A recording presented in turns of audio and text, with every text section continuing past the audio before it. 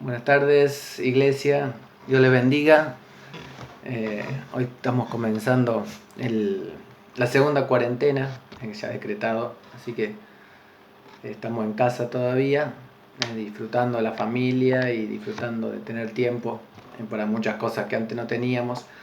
Pero bueno, aquí estamos.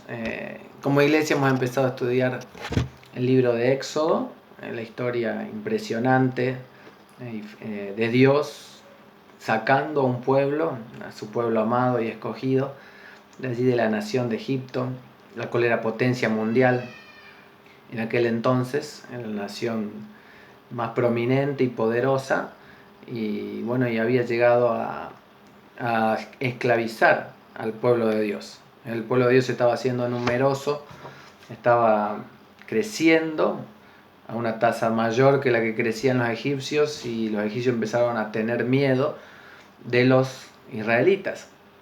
Así que un faraón que ascendió al trono y no había conocido a José comenzó a oprimir al pueblo de Dios, comenzó a usar de artimañas y a usar su poder para esclavizarlos, para someterlos a trabajos forzados. Estuvimos viendo toda la historia de cómo el pueblo fue siendo sometido, maltratado, sometido a trabajos forzados, y fueron empezando a angustiarse, a clamar, a llorar, a pedir a gritos que alguien se apiadara de ellos, hasta que el cielo escuchó la voz del pueblo. El Señor dice que le escuchó su clamor y los tuvo en cuenta. Bueno, estaba leyendo en Génesis capítulo 15, si tienen sus Biblias, Génesis 15, versos 3 y 14. El Señor le dice a Abraham, que era el patriarca del cual desciende todo el pueblo de Israel. Dice, el Señor le dijo, debes saber que tus descendientes, recuerden que Abraham no tenía hijos, y Dios le estaba hablando de sus descendientes, de una nación numerosa, a un hombre anciano que tenía una mujer estéril, que nunca había tenido un hijo, y biológicamente ya era imposible tenerlo. Dios le empieza a hablar de su descendencia. Había que tener fe para creer en esas palabras que Dios decía. Y Abraham la tuvo, él no dudó. Dice, debes saber que tus descendientes vivirán como extranjeros en tierra extraña. Dios le empieza a decir de antemano lo que iba a pasar. Dice, donde serán esclavizados y maltratados durante 400 años. Por ahí suena difícil saber que mi descendencia fuera a sufrir durante 400 años en otra nación. Dios se lo cuenta, ya estaba todo planificado, ya estaba todo en los planes de Dios. Pero dice, yo castigaré a la nación que los esclavizará, y luego tus descendientes saldrán en libertad y con grandes riquezas. Los esclavos iban a salir ricos de aquel país que lo había esclavizado. Y ese país poderoso dice que iba a ser castigado por Dios. Dios iba a ejecutar venganza y juicio sobre la nación que iba a esclavizar a la descendencia de Abraham, su amigo. El Señor dice, no deja a nadie sin castigo, dice la Biblia. Todo lo que el hombre siembra, cosechará. Y eso incluye a las naciones también. La nación de Egipto se aprovechó de su fuerza y empezó a maltratar al pueblo de Dios, y el juicio tarde o temprano llega.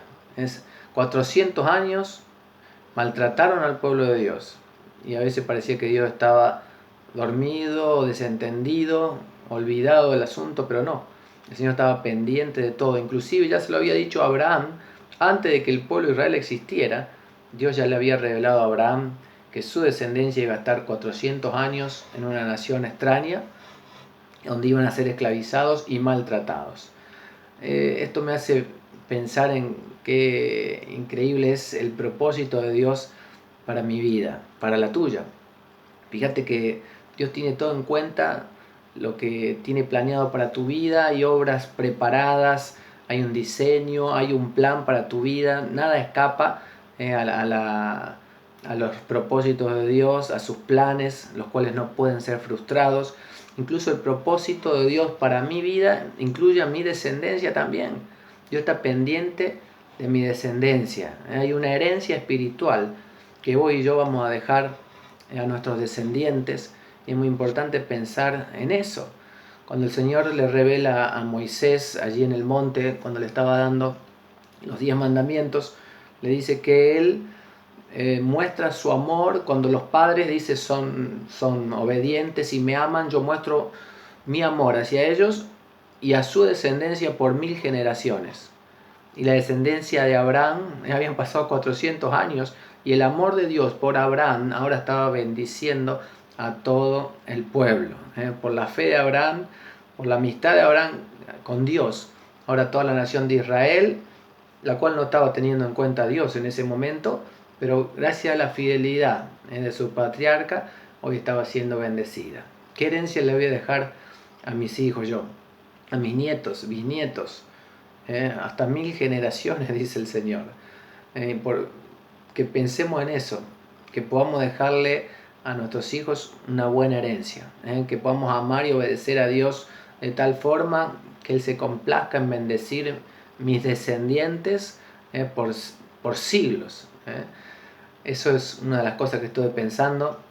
Después estaba viendo que dice, leímos ayer el capítulo 2, dice, al oír sus quejas, Dios escuchó sus quejas, dice, se acordó del pacto que había hecho con Abraham, Isaac y Jacob. Fue así como Dios se fijó en los israelitas y los tomó en cuenta.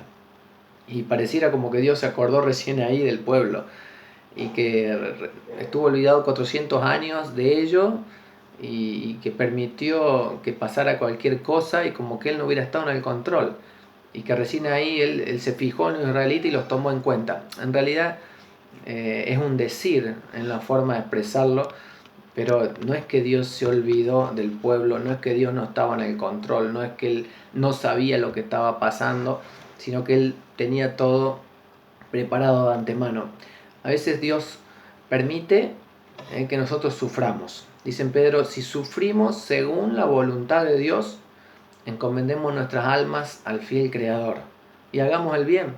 A veces el sufrimiento es parte de la vida del Hijo de Dios, y Dios lo permite con un propósito. Dios permitió que este pueblo fuera afligido y por siglos. Pero fíjense lo que sucedió después, cuando Dios intervino, cómo el nombre de Dios se dio a conocer a toda la humanidad. Las obras que Él hizo fueron impresionantes, todavía hablamos de ella, todavía la estamos meditando en esta semana y hablando del gran poder de nuestro Dios y cómo Dios se reveló y llegó a nosotros tanto conocimiento de Dios gracias a todas estas cosas que pasaron, gracias a los juicios, a las plagas de Dios. El sufrimiento había sido por algo. Dios quería mostrarle al pueblo tantas cosas que la esclavitud le enseñó, que la libertad les enseñó, y qué bueno que nosotros podamos saber que siempre que Dios permite algún sufrimiento en nuestra vida, no es que Él se olvidó, no es que Dios no lo tenía en cuenta, no es que se le escapó de las manos. Si sufrimos según la voluntad de Dios, encomendemos nuestras almas a Él. Él tiene poder para consolarnos, sostenernos y sacarnos adelante. Todo tiene un propósito. Vimos en Hechos 7:19, ayer le dije que estuvieran viendo también ese pasaje para complementar, que dice, el rey usó de artimañas con el pueblo de Israel, o sea el faraón, y oprimió a nuestros antepasados, decía Esteban, obligándolos a dejar abandonados a sus hijos recién nacidos para que murieran. Y en aquel tiempo nació Moisés y fue agradable a los ojos de Dios.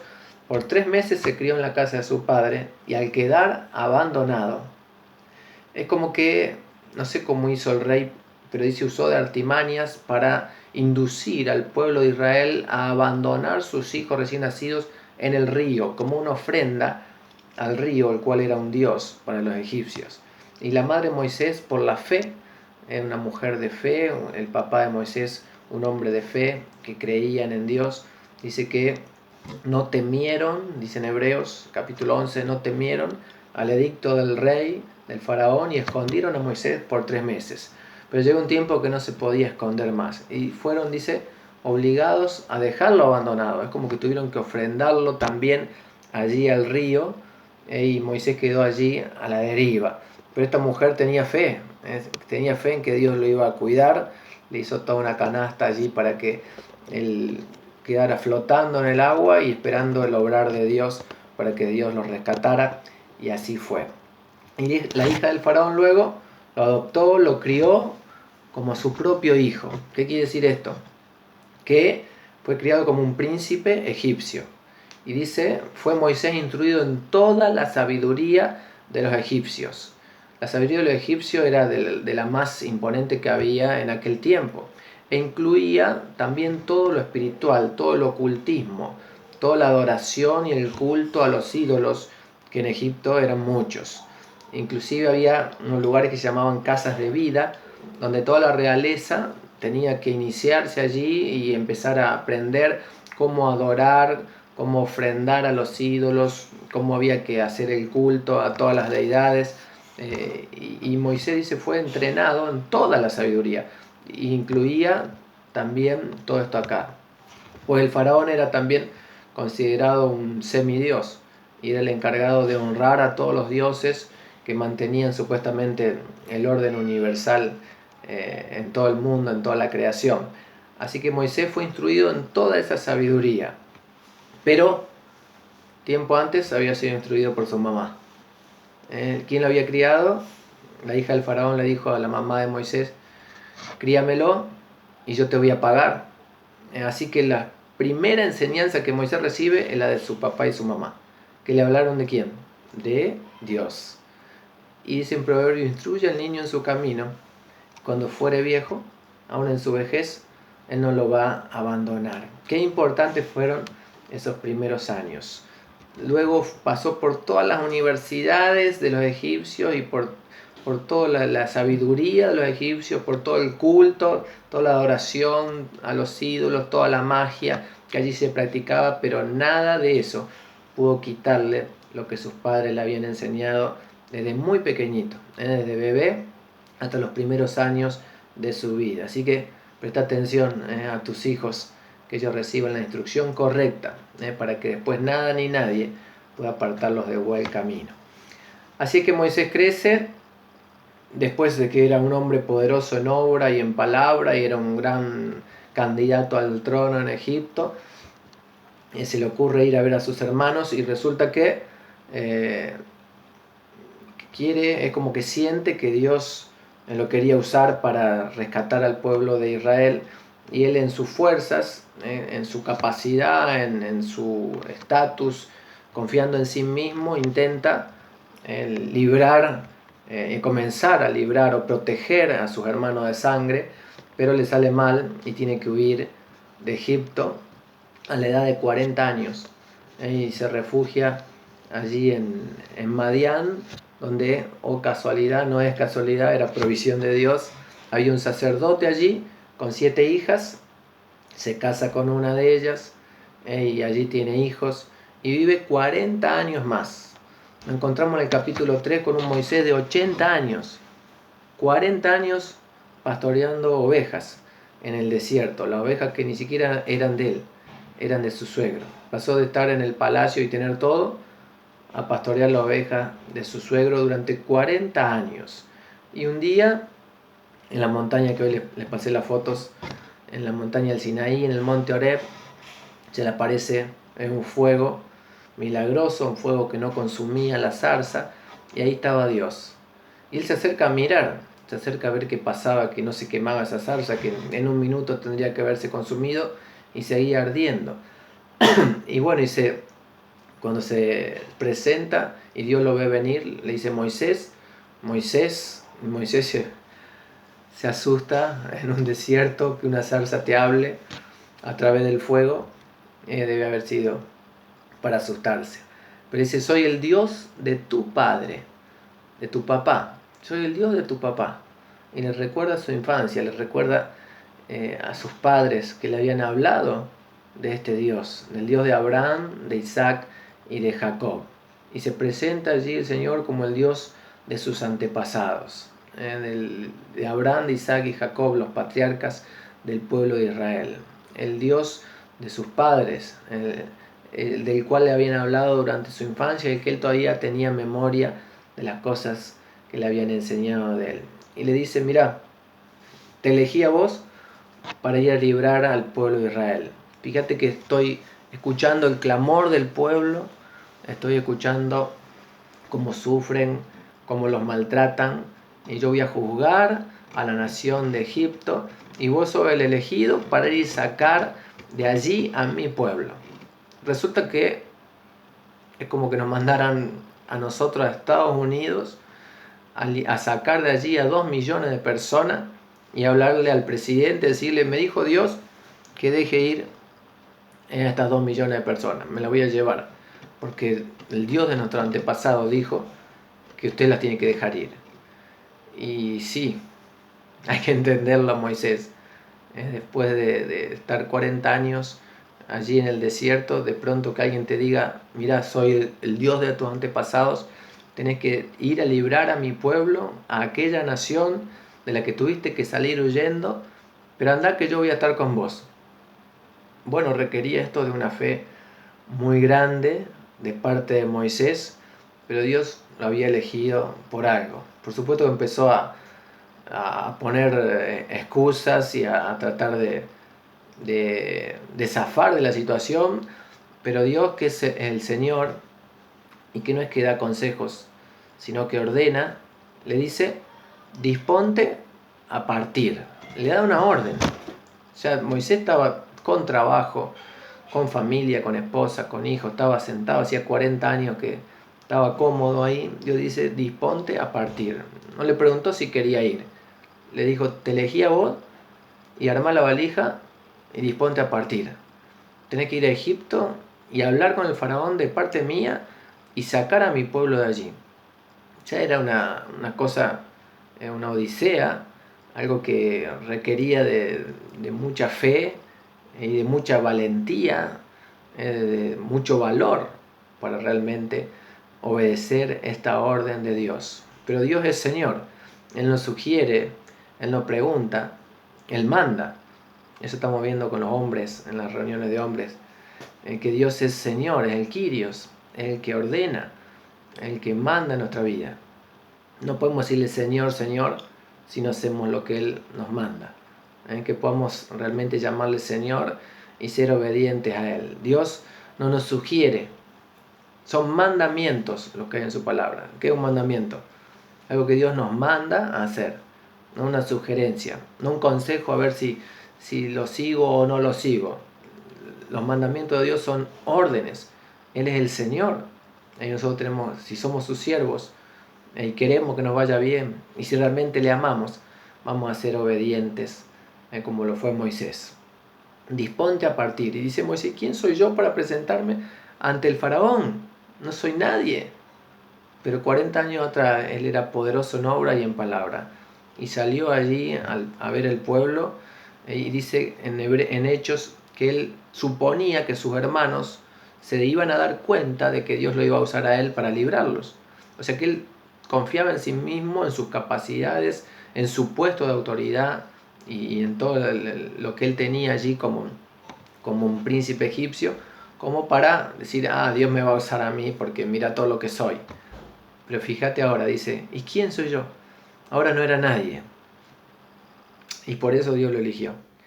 Porque no era nadie. Y a veces creemos que tenemos que tener tal cualidad, tal título, tal elocuencia, tal conocimiento para que Dios nos use. Pero para que Dios nos use, el concepto que debemos tener de nosotros es, ¿y quién soy yo? Para que Dios me use. Cuando llegamos a ese punto de decir, no soy nadie, entonces Dios me quiere usar. Dios me elige para usarme para sus propósitos. Pero mientras confío en mí mismo, Dios no me puede usar. Lo puso en la escuela de 40 años a Moisés para que se hiciera humilde y Dios pudiera usarlo. Y dice, y Señor, y si me dicen cómo se llama el Dios de nuestro antepasado, porque me van a decir, ¿cómo se llama? Todos los ídolos en Egipto tenían nombre. Todos los ídolos que se adoraban allí en Egipto tenían sus nombres. ¿Y cuál es tu nombre? Porque me van a preguntar, ¿qué le digo al pueblo? Y el Señor le dice, yo soy el que soy. ¿Qué nombre tenía el Señor? No tenía nombre. Yo tengo nombre porque hubo alguien antes de mí, mis padres, y me pusieron nombre. Mis hijos tienen nombre porque hubo alguien antes que ellos y les puso nombre. Los ídolos de Egipto tenían nombre porque alguien les puso nombre, entonces no eran dioses.